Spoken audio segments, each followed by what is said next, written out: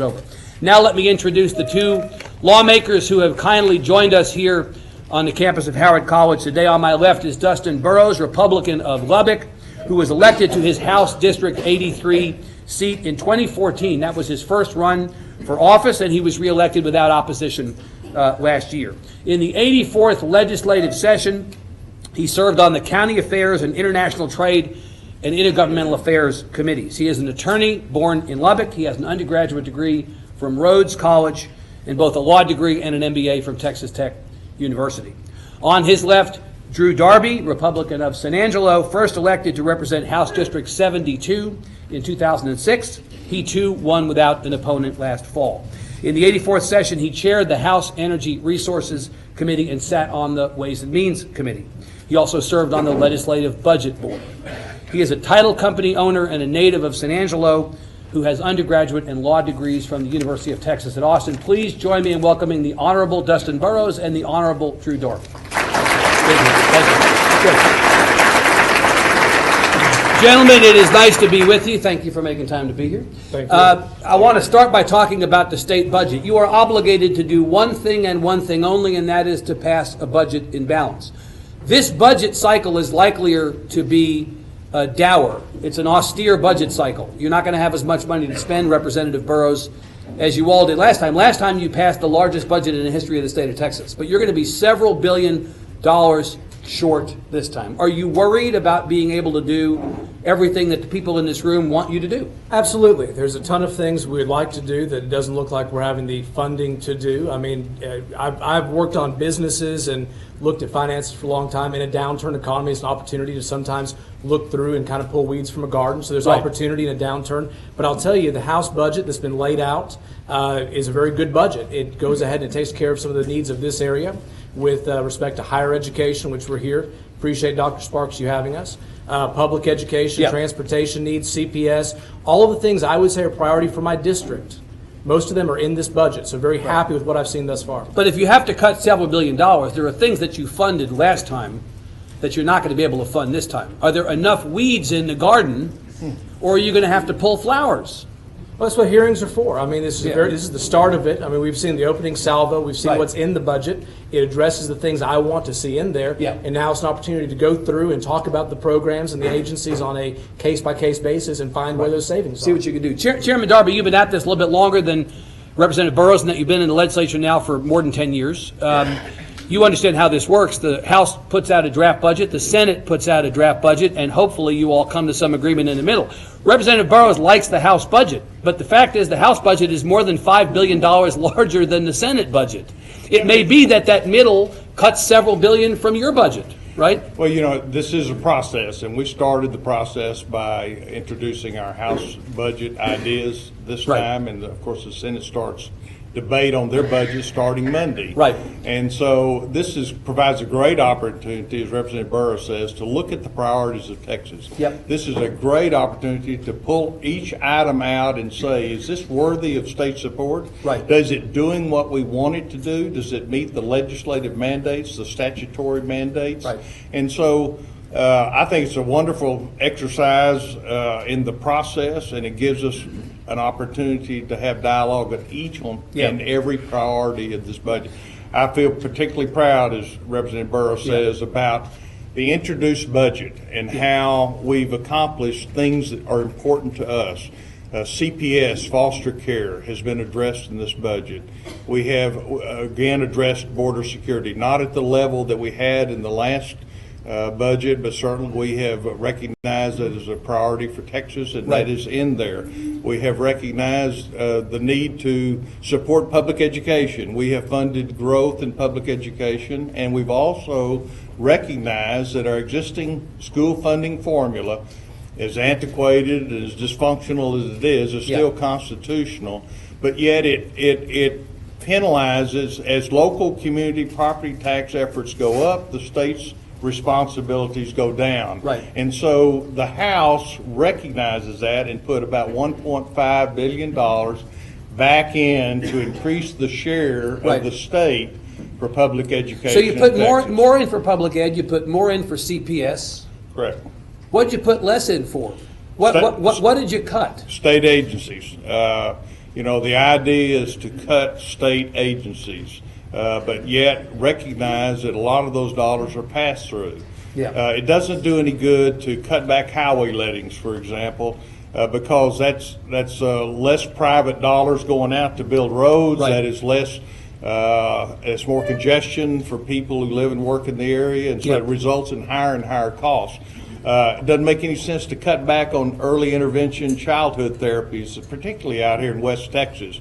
That was an effort by the Senate at the last minute last year to cut some $350 million focused primarily on child therapy provider rates. Right. That results in more expense down the line. If we cut back on therapy services for kiddos early, then that moves back. Those expenses move back later in their life through education and in our healthcare delivery system. Now, Representative Burrows, Chairman Darby mentioned, and as did you, public education is a big priority. It is the #1 line item in the state budget.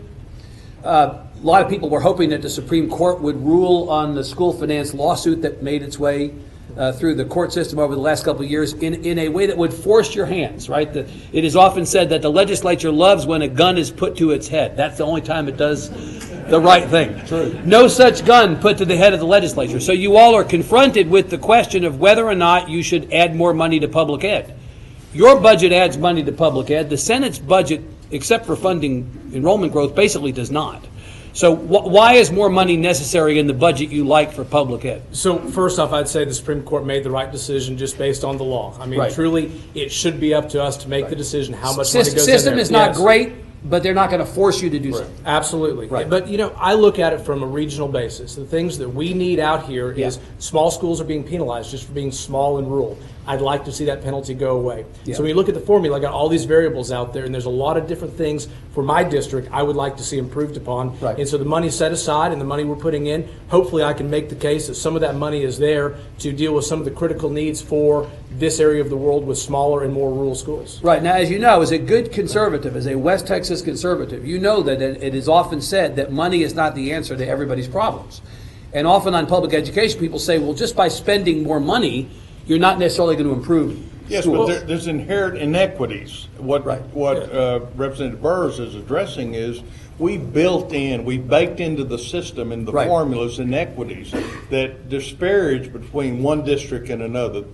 They're not the same needs in every district, and nor do they get the same amount of money. So we have issues about recapture as property tax values increase.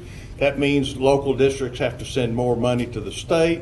There's ASETAR schools who we made promises 10 years ago when we did property tax relief, and now that has expired, and we're going to have to address that as a significant burden upon some local districts out here. And so the $1.5 billion is conditioned upon a bill that addresses recapture, ASETAR, small school funding. Redo the formula.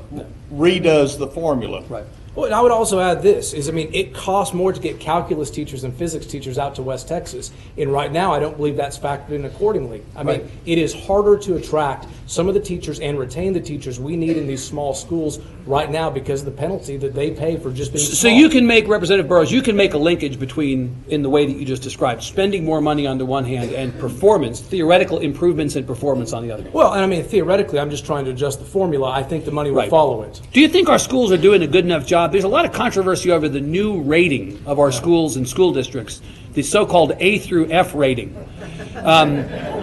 Where is the superintendent? You may want to come join me up here for a minute. And back in Austin, there's back in Austin, there's a conversation about whether this rating has been good or bad in terms of what it communicates to the public about the performance of schools. The lieutenant governor 2 weeks ago said to me, point blank, if anybody thinks we're going to get rid of this rating during this session, forget it. We're keeping this rating. Should we keep the rating, Chairman? I think we're going to have to keep the rating. The question is, can we make it more useful for parents and decision makers, policy makers, to look at the data and accurately evaluate the performance of our schools? Well, the theory is that it couldn't be clearer. We've all had kids in school. We've all been in school ourselves. We know what an A is. We know what an F is. We know what a C is. I know. Is the problem that it's not clear or that it's a bad rating? Well, when you got seasoned school, you know, you had to go tell your parents you're really not a C student. You just didn't. Right. The teacher didn't. Dog ate my homework. Yeah. Right, You know, somebody ate your homework. Right, The reality is, I don't think the A through F system adequately measures the performance and the accountability standards that we have arbitrarily set. I will enjoy a active dialogue and debate about how we can make it better. But they're not going away. They're not going to go away. I mean, it's just the environment that we're in. Yeah. People demand accountability, and they want to be able to have a useful tool to evaluate one school and one campus from another. Let's face it, public schools are under attack. I can't say it any other way. There are efforts to destroy, in my opinion, the public school system. And this is a tool that some would utilize in order to do that. Name names, Chairman. Who's trying to destroy public education? I'm not going to name names, but I think we all recognize there are forces that would like to take resources away from public schools. Okay, I know where this is going. In order to justify Right. a different approach to school finance. Well, we'll come back to school choice, which is what you're talking about in a second. Representative Burrows, is the A through F rating a good thing or a bad thing? Should we keep it, whether or not we will? Yeah, it's got good components. Look, I mean, I don't mind having a forced curve so you can actually look at things differently, but I do have an issue with calling some of my schools F. They're not F schools. What should you call them then? Well, that's the question. I'd like to have my superintendents come back. I mean, maybe D and F ought to be labeled something different so we actually deal with that. But really, the underlying metrics is what I continue to hear the complaints from my superintendents about, that is not actually measuring what it should. And so I look forward to having that debate, as the chairman said. Yeah. Let's hear what it's not measuring. What is it not doing? It's a new system. Maybe we rolled out some sort of preview. I don't really know what a rollout of a preview does, except, it gets everyone kind of excited. But let's go ahead and figure out what we're doing wrong, why it's not measuring it, and then talk about what the lower end, really the issues are. But as far as we've got to call them something. That was the argument I heard about it. You've got to call them something. Let me combat this one more way. Yeah. So from an accountability standpoint, the lieutenant governor, when he brought this up to me a couple of weeks ago, said, I know a bunch of schools and superintendents and parents are unhappy. They should be unhappy.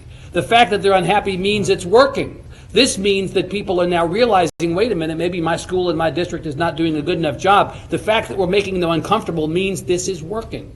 What do you think about that? Look, at the end of the day, I do think that you've got to have separation if you're going to try to measure and try to get to improvement. But I do not have, some of the schools that I saw the preview of are not F schools. They're not as bad as the rating. Well, they're not. I just know they're not. They're great schools, great kids, great superintendents, and we need to figure out why that label is on them, and if we need to deal with the label and the stigmatization, let's have the conversation. Now, Chairman, you did allude, I'm certain you were alluding to the debate that is coming again over school choice. School choice is a continuum. It doesn't mean the same thing to everybody. It could mean simply taking your kid out of a failing school and moving them to a school that works better in the same district, which is the law. Currently, it could mean a cap on charter schools, but more than we have. It could be an unlimited cap on charter schools. It could mean education savings accounts. It could mean full-on vouchers all the way out here. The Senate has passed legislation in each of the last two sessions on the school choice question, and the House has not been particularly receptive to it. Why not? And do you oppose school choice as it's come over from the Senate? Well, you just articulated part of the problem, that school choice is such a broad phrase that has all of these various issues, whether it be transferability, whether it be open enrollment, whether it be accountability, whether it be vouchers, whether it be savings accounts. It's all couched under the umbrella of choice. Who in this room would not support choice? Choice in life, choices for your kids. The reality is, here in the Concho Valley, we have choice. If you live in San Angelo, Texas, you can go to San Angelo ISD and transfer to any school within the district. You can go to Wall Independent School District. You can go to Very Best, Grape Creek, Christoval. You can go to Cornerstone Christian. You can go to Angelo Catholic. You can go to TLC Academy, which is a public charter. We have choice. What they are gearing for is the idea that we want to take public dollars and divert them to private and parochial institutions and not have the same accountability and standards that you have in public schools. That's the part that bothers you. It's the tax dollars. Absolutely. It's not just tax dollars. It's the fact that you would take public dollars and Right. divert them to private and parochial purposes. Are they good schools? Sure they are. What if it was But cost they don't neutral? want any money. Yeah. I have not talked to a single private or parochial school who has said, yes, we would like your dollars, but no, we don't want your accountability. I mean, they just don't want the money. What if it was cost neutral, Chairman? What if businesses provided scholarships that were tax-free for them in providing them? They got a break for providing them, but no tax dollars were touched by this. You can't put lipstick on this pig. Is that right? Okay. Yeah. All right. And That's going to get in the papers tomorrow. well, it darn well ought to be. I think so. So you are a no vote. You're a no vote on school choice as it's come over from the Senate. And again, we talk about choice, but if you're talking about taking public dollars Yeah.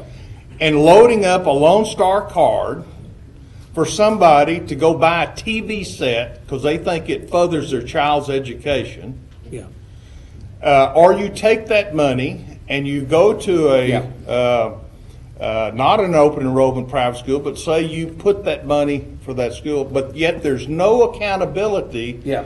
for the performance of that child in that school, Yeah. then I am a no. Then you're a no. I am a no. You know, this accountability for tax dollars is a conservative core principle, right? He makes it sound like such an attractive idea. You know, it's hard to. Are you in the argue. lipstick? Are you in the lipstick business, Representative Burrows, or So- are you also a no vote? No, I mean, look. At the end of the day, I haven't seen a program put forward that I think is that great of an idea. But I'm willing to entertain the debate. You'll listen. All ideas need to have a debate. My priorities are funding for rural schools. I mean, it's what I filed, the bills I'm interested in.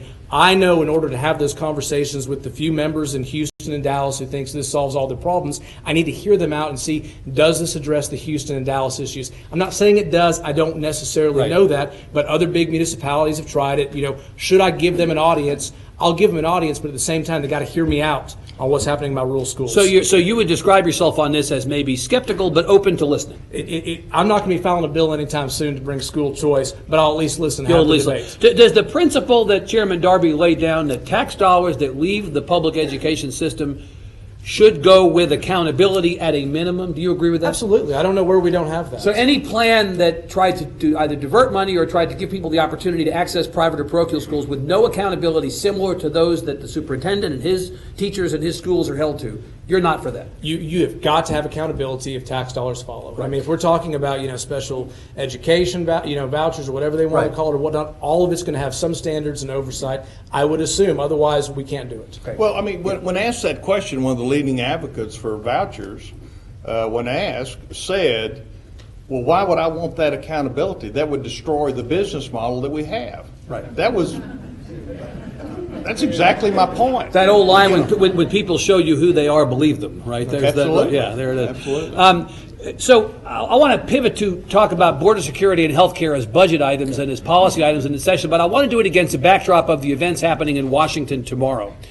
A lot of people were surprised on November the 8th that Hillary Clinton didn't win. That was what everybody said was going to happen. Most people thought that was actually, I think Donald Trump may have thought until about 8 o'clock that night that Hillary Clinton was going to win. The result is that we have now a session playing out against the backdrop of a Trump administration and not a Clinton administration, which is not immaterial for Texas, right? The policies that will go for the next 4 or 8 years are ones that are more aligned philosophically with what we do here in Texas. So the theory is that maybe there's some benefit to us, especially in a tight budget year. You alluded to border security. Well, we spent money on border security, $800 million in the current budget, in part because we said the federal government was not doing its job. Well, your guy is now in the White House. Our guy's in the White House from Texas, a conservative Republican and a conservative administration at a minimum that has put border security as a priority. Why are we spending money on border security in this next budget, Chairman, if you finally elected the person who's going to build a wall and make Mexico pay for it eventually? Maybe not in cash, but that's fine. No, we want the cash. We do want the cash. We Okay, want the- right. We presented a bill to the current administration last week for $2.8 billion. Right. For the expenses that Texas has paid to secure our border. You expect to get paid that money? I have great faith that if the Obama administration doesn't pay that check, that the Trump administration will. I mean, Are you being maybe I'm wrong. sincere Okay. or facetious?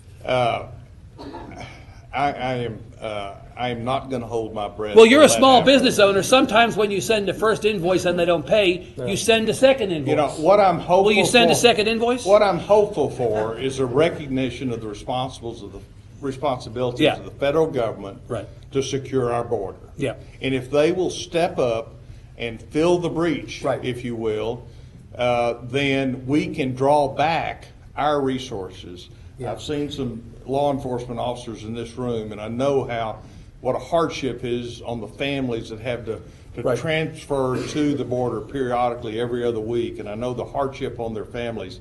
The state has spent $2.8 billion over the last 6 years for this reason. We have hired 250 new DPS officers.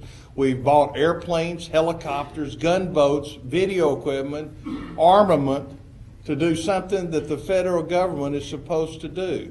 So in this budget, we have maintained the force in the field, but we have not added another 250 Right. DPS officers Right. pursuant to the request of DPS. So the reason that you put and again, it's 670 million plus or minus in the House budget, 800 million in the Senate budget. The reason that the appropriation is this high is that you may not know soon enough whether there's relief from the federal government that would allow you to cut back on that expenditure. There's no question that as we move forward in this budget cycle, if it looks like the federal government will ramp up Yeah. and fill that breach, if you will, Yeah. that will allow our forces to be returned to their communities, Yeah. to protect our communities, Yeah. then we will respond accordingly by, budget execution that will change the direction of Save a those little bit of money. expenditures. You're for that. If the federal Absolutely. government steps up, then we have to spend less or can spend less. It's their job to do it. One of the few roles the federal Right. government ought to be is secure our Right. border, ready for them to take over and save that money. So you both were part of the legislation that approved this expenditure of 800 million for border security the last time, the budget cycle we're in currently. Do you feel like we got what we wanted for that money? Do you feel like you have adequate metrics from the Department of Public Safety about how that money was spent and whether it actually did what they said it would do? It is a difficult proposition. How do you measure success? If the interdictions that we have increased, you claim success. If Yeah. the interdictions go down, you say, look, we were successful because not as many people are Right. coming across. I have been to the border many times. I have watched the process. It is a difficult situation where they simply wade across the river, Right.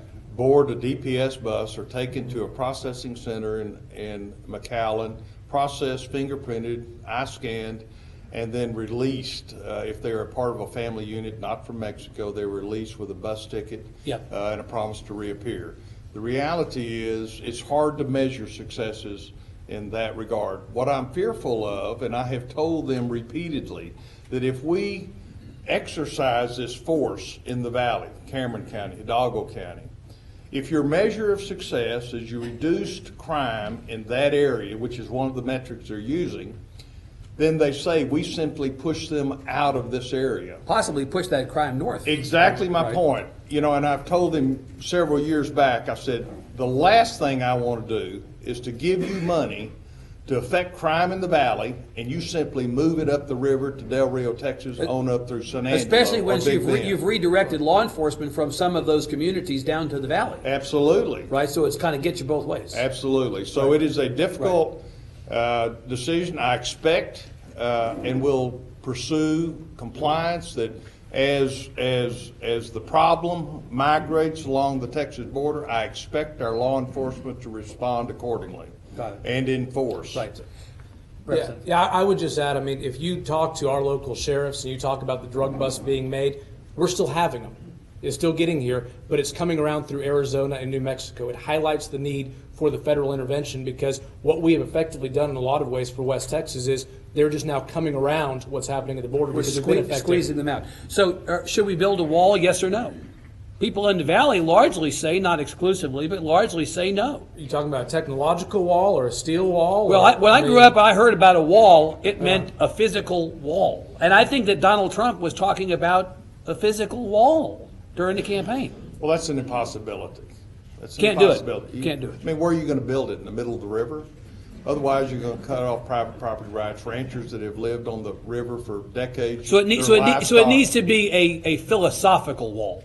Well, it can be built through technology. We've deployed over 4,000 video cameras that allow our presence to be felt and measured.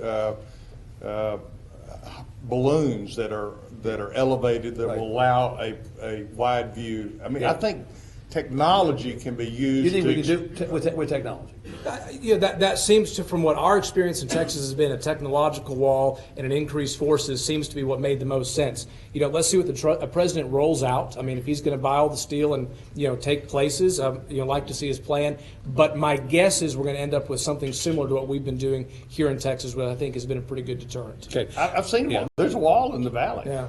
All that wall does is simply divert people to a collecting point. Right. There's a gap in the wall, and that's where the DPS officers are, so they just funnel them down to the wall, and they board the bus, and they go to the detention And that's it. center. So the other issue that may be impacted by a Trump presidency versus a Clinton presidency is the Affordable Care Act. Okay.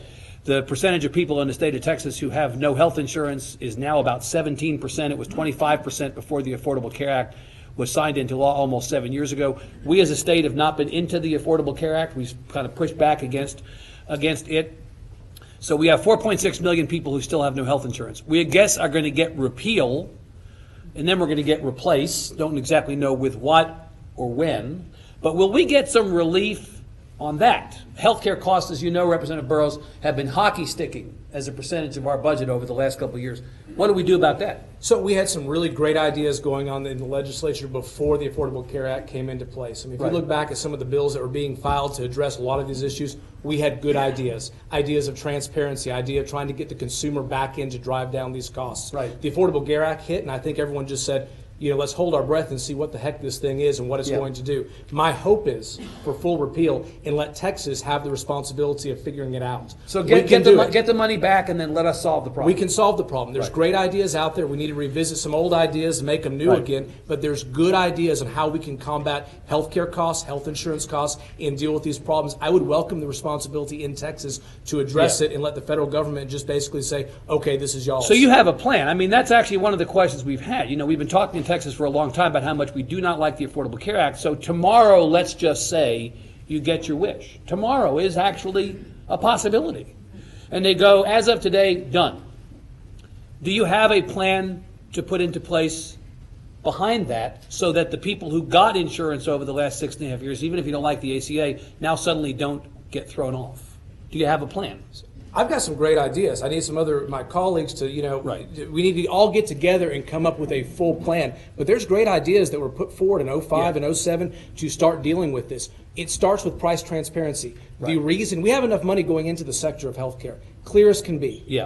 But it's not being allocated properly. The reason being is we are no longer consumers in the healthcare marketplace. We are no longer negotiating prices. And I can get into the backup and why that's the case, but price transparency is the key, and then trying to put market forces in there so we negotiate prices and we start allocating places differently. And then you can even deal with the stop loss insurers in a bill that was called TexMed Re and other things to try to get more insurance in there. There's a lot of good ideas that we need to revisit. If we can get the federal government out of the way and allow us to have that responsibility, I would welcome it. Would you want a gap between repeal and the opportunity to replace, or would you be willing to say, let's vote to repeal, but let's delay kicking people off of insurance until we have a plan to put them onto?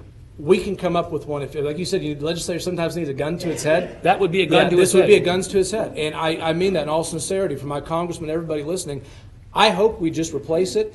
Or we just repeal it and let Texas come up with the solution that we need that's Texas specific, and there's good ideas to revisit, and let's get the committees and let's start having it and let's start moving through that process. The anxiety, Chairman Darby, as I said, 6 million without insurance before the ACA, 4.6 million now after the ACA, so that's 1.4 million. Cowboy math, right? That's simple math. So 1.4 million who got insurance over the last 6+ years. So if they repeal, as Representative Burrows, compassionate person, no doubt, is saying, but don't have a plan to replace it. If I'm one of those 1.4 million, what am I to do if I get sick on Tuesday? Well, we're going to have to really argue that issue and come up with a plan.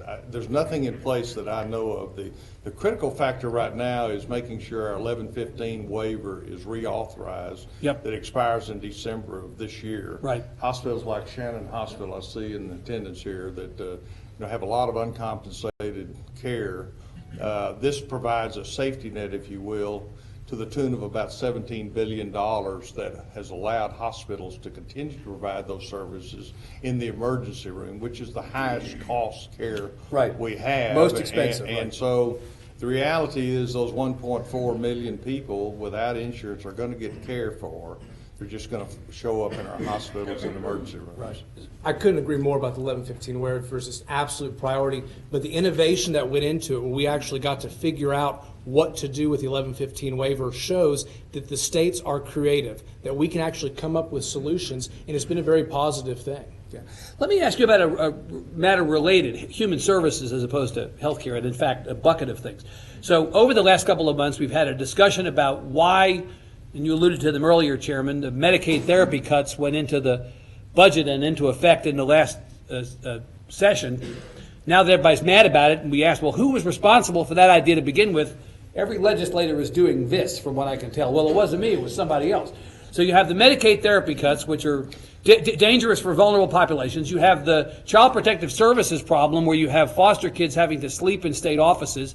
And you have this cap on special education enrollments in the school districts that have also given families cause to question whether vulnerable populations are being treated fair. What does the state have against vulnerable children? It seems like the through line in all this is that maybe the state is not caring for people who are least able to care for themselves. Well, we have to change that dialogue, Evan. It does seem like that. Yeah.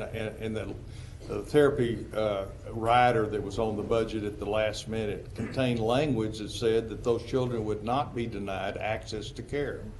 And so the HHSC has simply, in my opinion, ignored that mandate. So you put this on the Health and Human Services Commission. This was not Well, I think the it's legislature's responsibility? Well, I think they should have stopped. And I wrote a letter along with other legislators urging them not to implement those cuts because that was not the intention of the legislature in the language of that rider. Yeah. So by them moving forward, I think they ignored the specific language that said you will not deny access to those services if that would be the effect of these cuts. Right. So the speaker has said in fact to me that a deal we did a couple months ago that he wanted to see those cuts reversed. And they are in this budget, those cuts are. Will you fix the Child Protective Services problem sufficiently? They asked you both, the House and Senate, for more money than you appropriated. Didn't they? Yeah. How come you didn't give them what they wanted? Well, like every one of our families, there are needs with our children, special needs with our children. We have to make as parents some very painful decisions sometime on what is the right level of support for those needs. So generally you're for the fix, but you just can't afford the amount that they asked for. Well, I mean, you translate that on every facet of our government responsibilities, whether it be public education, higher education, health and human services, criminal justice, border security, transportation. All of those have needs, and the responsibility of the legislature is to listen, try to make as much improvement as we can to address those needs, and come up with a budget that can be agreed upon, number one, but again balances and is certified by the controller. You understand this Child Protective Services issue has blown up. The need to redo the foster care system during the interim, Representative Burrows, has blown up. No one seems to disagree that we need to fix it, but they asked you, I believe, for about 2.5 times what you appropriated in this budget. So look, I mean, you laid out a whole series of issues. The part of the story that I think also needs to be told is you have seen members be responsive when we actually, above those concerns. The Speaker is called to restore the Medicaid therapy cuts, fully support his initiative to do that. With the caps down in Houston, the 8.5%, you've seen TEA come in and basically go back on that. So you've actually seen that. With CPS, I've been to 6 or 7 different hearings across the state listening to those concerns. We have provided more money, which is the number one thing they wanted, to hire more people so we reduce the caseload and pay them more for retention. The core thing they have asked for, we are doing, but it is our responsibility not just to give a blank check no matter what and have some checks and balances. And I think there's still going to be some issues that we're going to take a look at. I think Whitman's been doing a very good job. I think we have some issues that we need to take a look at. But at the end of the day, we are making the appropriations to what the core things they've asked for are. Now, both of you know, because again, you understand how this works, that this is a series of choices. last session, you made a series of choices. The budget that resulted was a budget that reflected what you thought was best for the state. Last session, you took, again, largest amount we've ever spent in the history of the state of Texas, almost $4 billion for tax cuts. You didn't actually cut the property tax because that's not something that is a state tax, but you allowed for a change at the local level that resulted in a lower property tax We paid dug by a Texans. hole for the state to fill, is what we did. That doesn't sound like a very positive view of that But that's property what tax. it is. I mean, but you voted for it, didn't you? Absolutely, I did. Do you because regret people- voting for it? No, I don't regret giving property tax relief. The question becomes, if we want to do that, then we darn well better be committed to fill the hole that it created. Yeah. And so that's my responsibility, and Right. Representative Burrows Right. is to, if we thought that was a priority, and we did, and we voted, and the people in this room and others in this state supported that, Yeah. then it is our responsibility to make sure we fill that hole. Yeah. And so that was a decision that we made. We made a decision to cut taxes. You also cut the business tax, the franchise tax by 25%. 25%. Small business owner, how could you be, you understand what people in the state feel. Correct. Right. So do you have the money to cut taxes again this session, given the fact that you've acknowledged on a lot of these other issues that you don't have as much as you'd like to spend on these programs? I think the idea that more tax cuts would be seriously considered would be low. I think our struggle is going to be to make sure that the revenue we have available. See, what you've alluded to is the fact we have revenue. This is a growing state. Our sales taxes continue to modestly increase. Right. The price of oil and gas continues to solidify and improve our economy. The problem is we have dedicated revenue. We've taken money out of my left pocket and moved it to my right pocket and have claimed we fixed something. Well, and sewn the right pocket shut also. The reality is we took $5 billion and funded roads. Right. And dedicated it and said you can't undo that.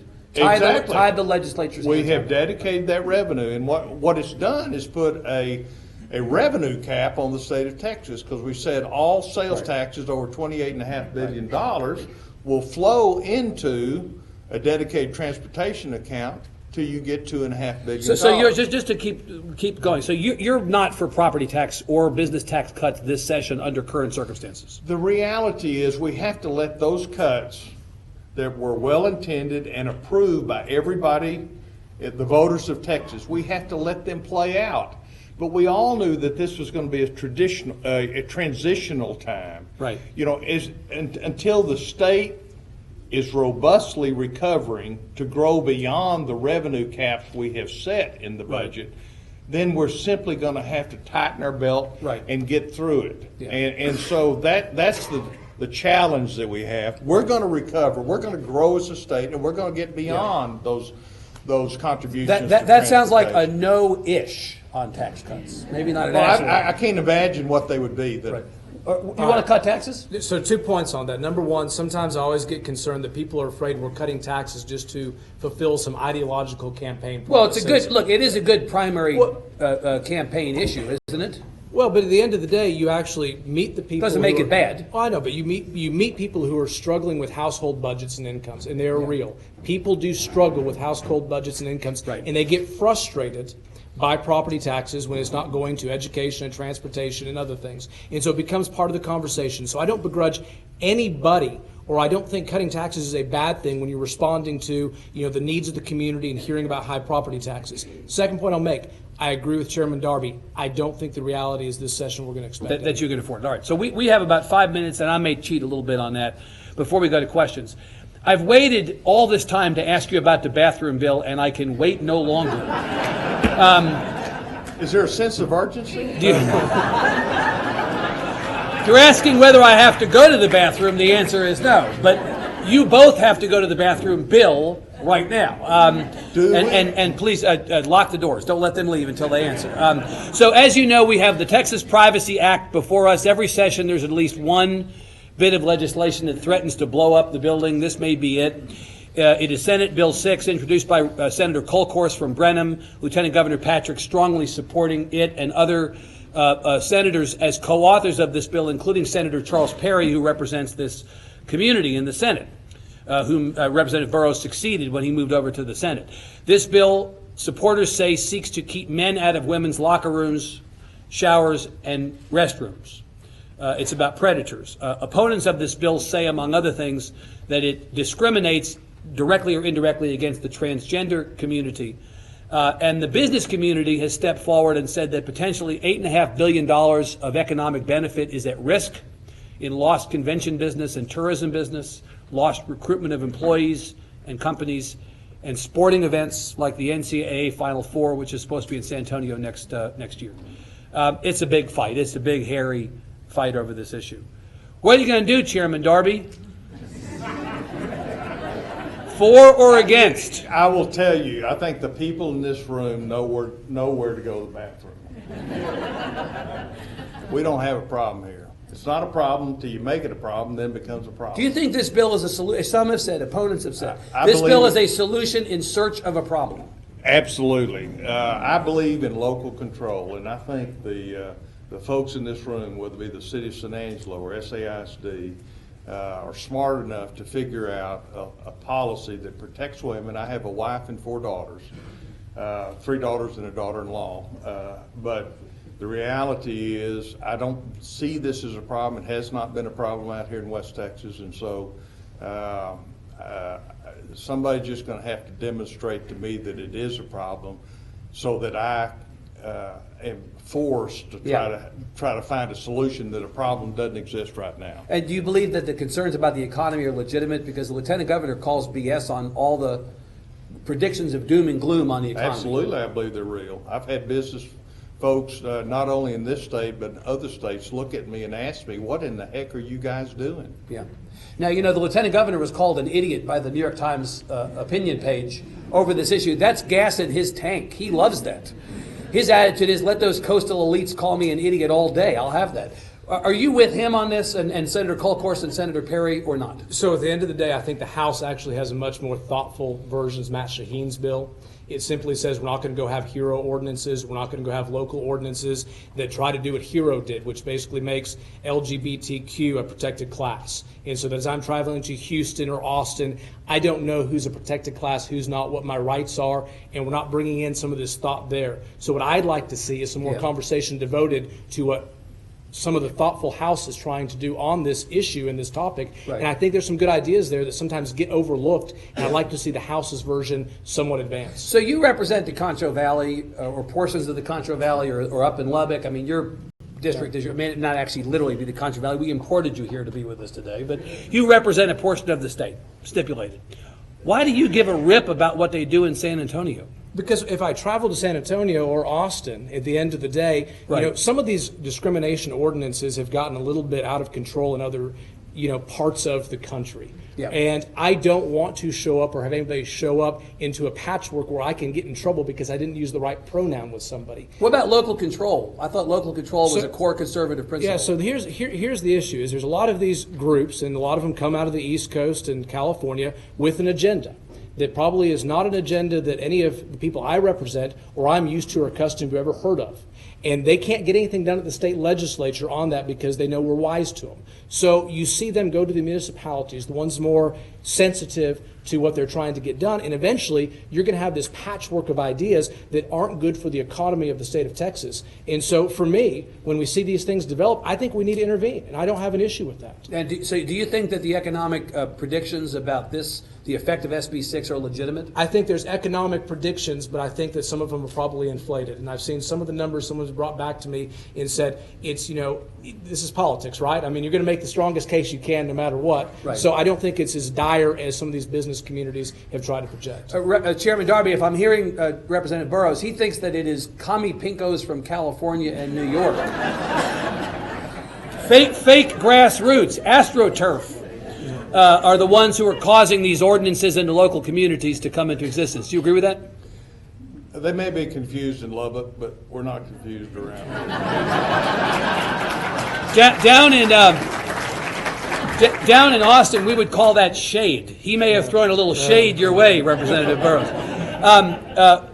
You don't think there's anything going on here? People coming in, interlopers coming in, setting policy in Texas? I will tell you that I have great faith in the local officials here. Yeah. That where there are instances, and there have been some students who self-identify. Yep. Those students have been accommodated with discussions with them and their parents. Yep. To find a safe place for them to go in those times of need. And you think local communities and local officials can deal with it? Right.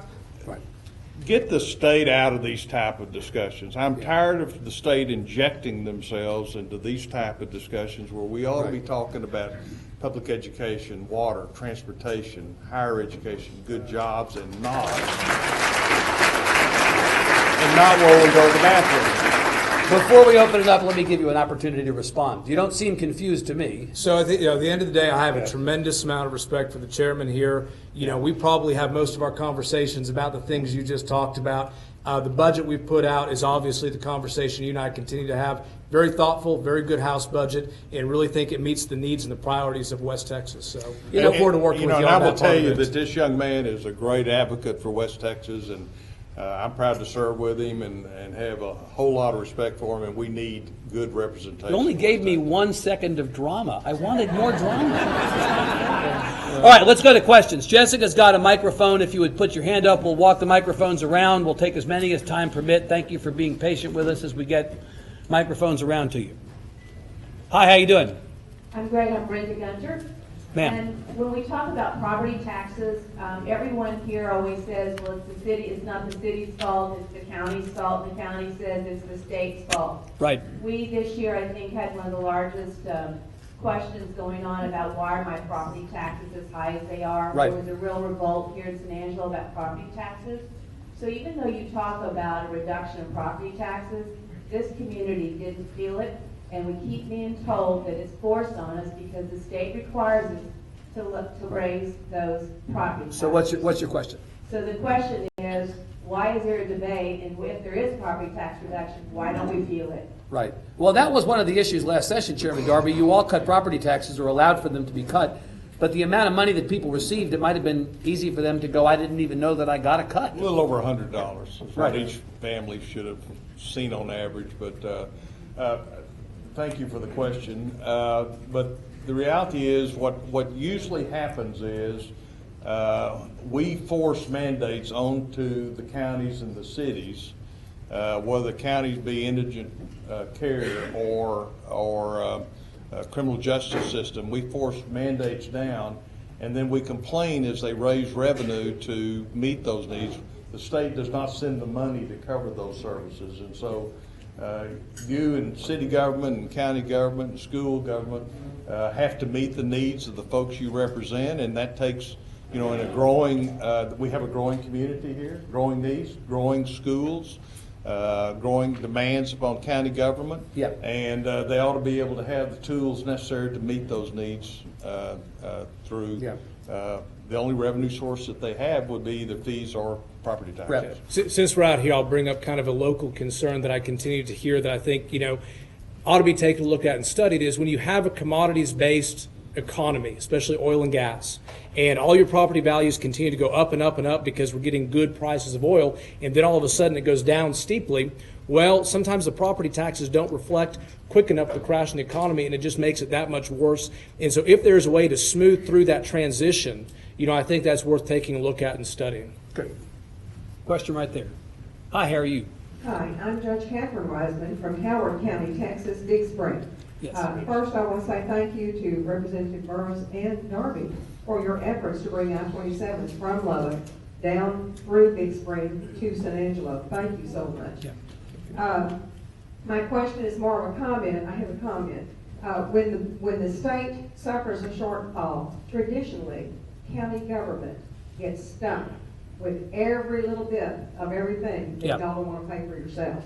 And so our citizens end up paying for it at the local level. As just illustration, I just got through with 10 mental health commitment hearings. Mm-hmm. The county pays for the court appointed lawyer for each one of those hearings. Right. And we also pay for a court reporter. We talk about CPS hearings.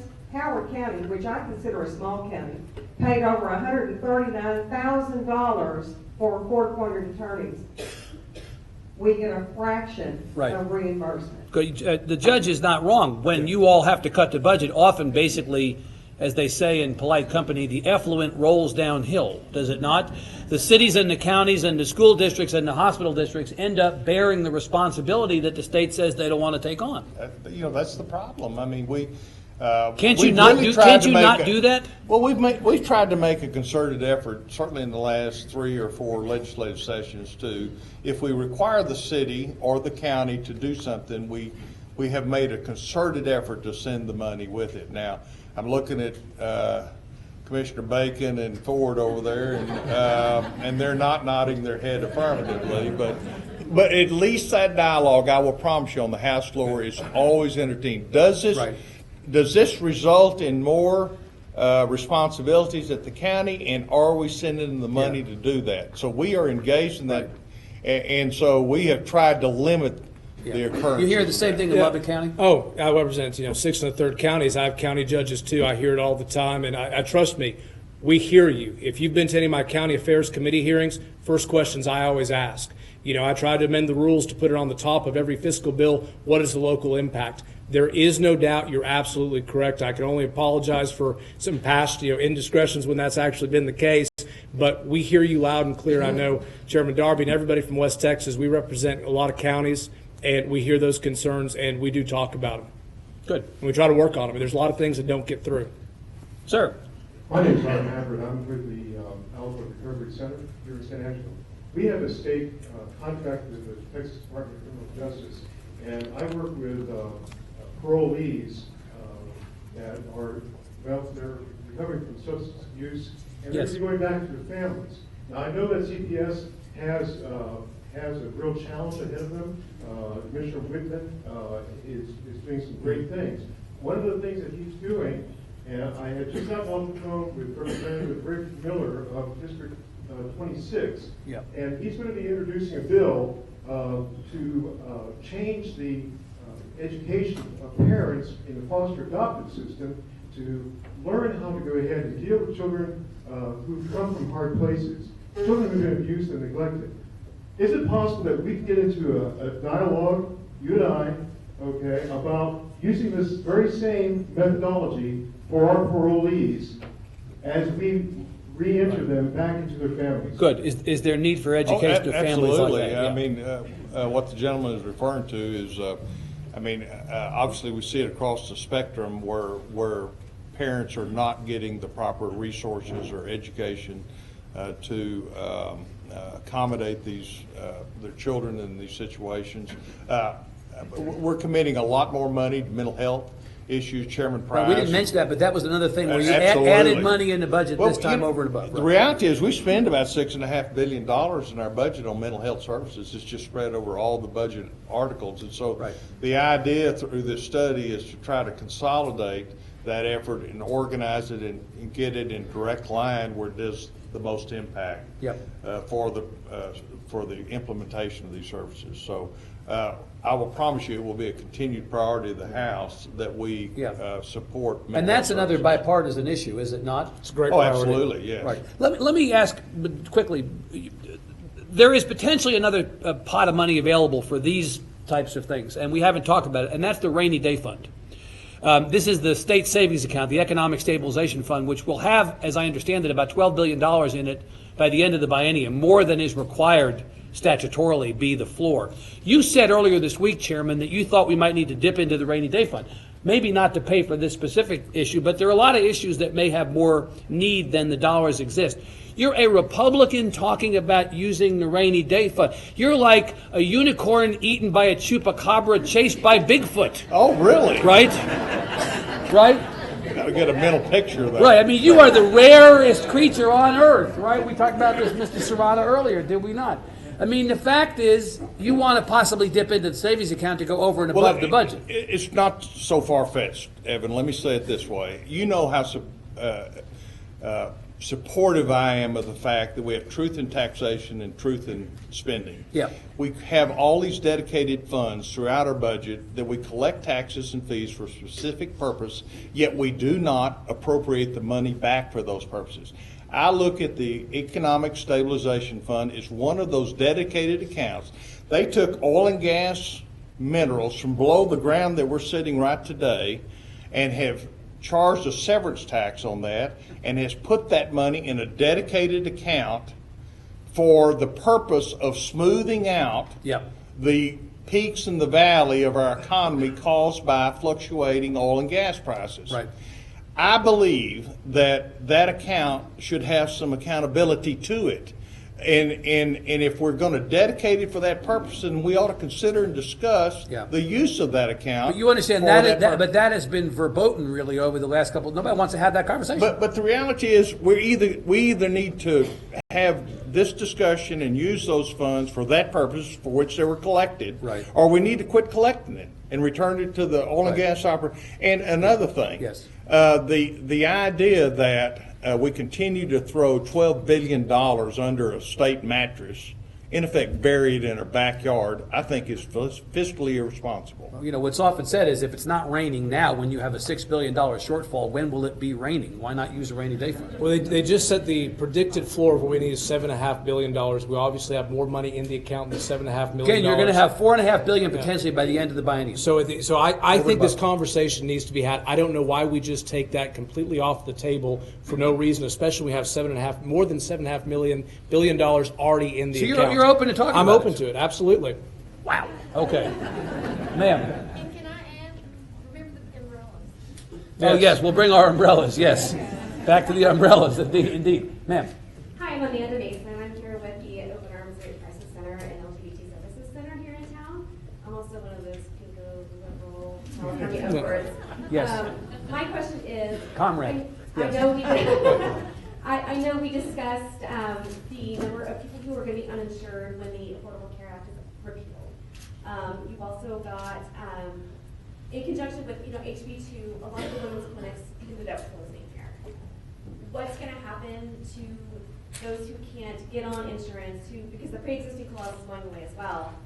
Well, not necessarily. Not- Not necessarily. I thought according to the, Well, there's some talk about them retaining the pre-existing conditions Yeah. well, clause. hopefully, fingers crossed. Right. But I know we mentioned before, they can go to the emergency room and things like that. But what about women's care, birth control, Okay. cancer screenings, things like that? Right. With the number of clinics that are closing, and I know that they're talking about keeping Planned Parenthood off Medicaid, thereby, there's going to be a lot of them closing there as well. Where are the women without Right. insurance? Do women have something to fear from the state? What the questioner is saying is not the first time this has been said.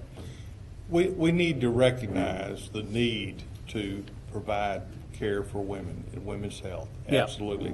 And those attributes of state government need to be directed and make sure they have the resources Yeah. for that. But the discussion gets cloudy about who provides that. Yeah. And what do they do in all of their services. And so I am fully supportive of women's health. Do you think the state does a sufficient job on funding the women's health program?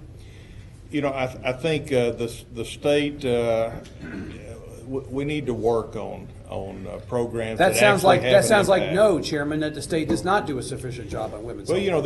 there is a vigorous discussion as to what we do, which is significant. Is Right. that enough? Do you think you've closed too many clinics and made access for women to non-reproductive health services too difficult? That's always a concern of mine. Certainly out here in West Texas, we have challenges relating to services in the region. Yeah. I am sensitive to that, and so I want to make sure that the data continues to show that women have access. Do you to those support the services. state kicking Planned Parenthood out of the Medicaid program? Yes. You do? Yes. Mr. Burrows, what about this question of access for women to clinics and to other services? Do you think the state does a sufficient job, to the questioner's point? I think we make good faith attempts. I think there's always going to be instances you can point to where we could do more and better jobs, and I don't mind having those conversations at all. To your point about, if we actually do repeal the mandate and basically making sure everyone has insurance, I will go back to what I said earlier. There were some really great conversations happening in the state about how to address a lot of these issues, really creative, great thoughts before the Affordable Care Act came down. They all seem to have been silenced and stopped once that came down. I look forward to revisiting some of those old ideas because I think we can do a better job and take care of a lot of the concerns that you did raise. Good. It's 1 o'clock. I promised you I would let you all back into the world at 1. How wonderful to have a chance to talk to Chairman Darby and Representative Burrows. Give them a big hand. Thank you, Dr. Sparks. Thank you to Howard College. Thank you, San Angelo. We'll see you again. We appreciate it. Thanks so much. Thank you. Done. So Enjoyed it. I really enjoyed it. I hope I can come up to Lubbock and we'll do this again. I'd love to. Okay, great. Thank you. Chairman, as always. Absolutely. You're very good at this, sir. I appreciate it. It's fun to get to talk to both of you. I I appreciate it. hope the people enjoy the conversation. Oh, I know they do. I do. I know they I do. do. Thank you. Thank you for coming. Guys, let me help y'all out. Next time they ask you about women's services, I better question.